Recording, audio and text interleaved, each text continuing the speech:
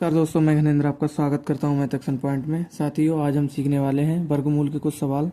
तो दोस्तों, अभी तक चैनल पर नए हो तो पहले से प्लीज़ सब्सक्राइब कर लीजिएगा। और दोस्तों, हम समझेंगे बिल्कुल बेसिक से।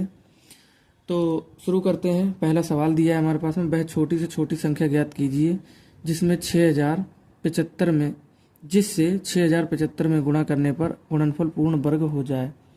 दोस्तों, ये पता करने के लिए हमें इसके करने पड़ेंगे अभाज्य गुणनखंड। ठीक है, तो अभाज्य गुणन कैसे करते हैं वो आप समझ लीजिए। देखिए दोस्तों, मैंने सामने एक ग्राफ बना दिया है। ठीक है, इस प्रकार से हम इसमें अभाज्य गुणनखंड करते हैं। जो संख्या होती है वो यहाँ पर लिख लेते हैं। ठीक है, अभाज्य गुणनखंड करने के बाद हमारा आंसर आ जाएगा कि हम कैसे निकालेंगे इसको। देखिए, 6075 हमने यहाँ पर लिख दिए। अभाज्य गुणन क्यों करते हैं? क्योंकि हमें पता चल सके। ठीक है, देखिए लास्ट में 5 है तो ये 5 से संख्या पूर्णतः विभाज्य हो जाएगी। ठीक है, देखिए 5 एकम 5, यहाँ पर 1 बच गया। 5 दूनी 10।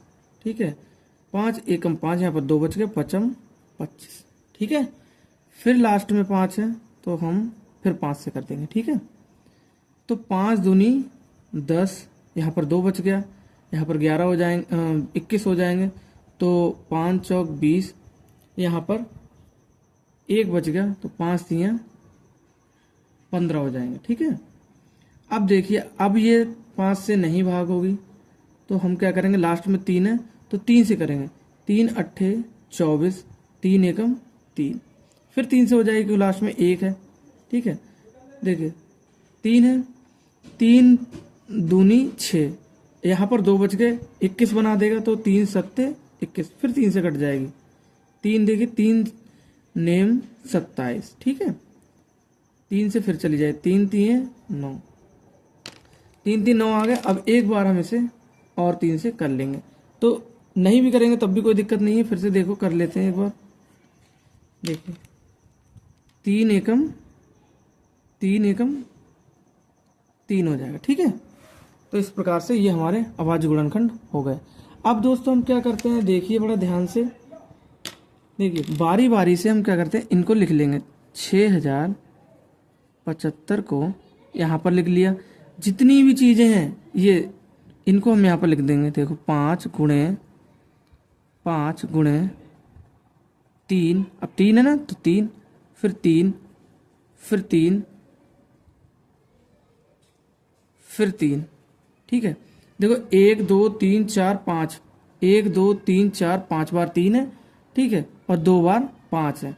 अब हम इनके जोड़े बना लेते हैं। तो एक जोड़ा बन गया इसका, 2 जोड़े बन गए इसके, 1 जोड़ा इसका। यहाँ से 5 निकाल लेंगे। ठीक है, यहाँ से हम 3 निकाल लेंगे, यहाँ से हम 3 निकाल लेंगे। ठीक है, अब देखिए, अब ये कह क्या रहे हैं कि वह छोटी से छोटी संख्या ज्ञात कीजिए जिससे अगर 6075 में गुणा करने पर गुणनफल पूर्ण वर्ग हो जाए। तो क्या बचा दोस्तों, यहाँ पर देखिए 3 बच गया। ठीक है, 3 का जोड़ा नहीं बनना है। अगर 3 का मान लो जोड़ा बन जाता है, यहाँ पर गुणा में 3 होता तो इसका भी जोड़ा बन जाता, और जो भी इनकी आपस में गुणा करते थे ये पूर्ण वर्ग हो जाता। ठीक है, इसका जो भी होता है इसका पूर्ण वर्ग बन जाता।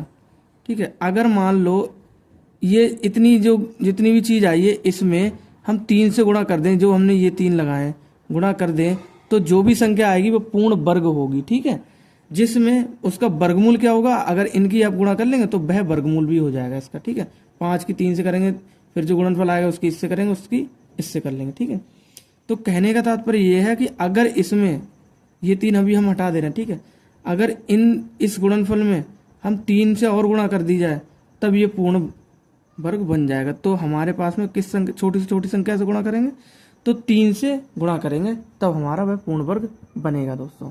ठीक है, तो आंसर क्या आएगा, हमारे पास में आंसर आ जाएगा 3। तो दोस्तों यही हमारा आंसर होगा। इसी प्रकार से हम इस प्रकार के सवालों को करते हैं। आशा करता हूँ आपके लिए दोस्तों सवाल समझ में आए होंगे।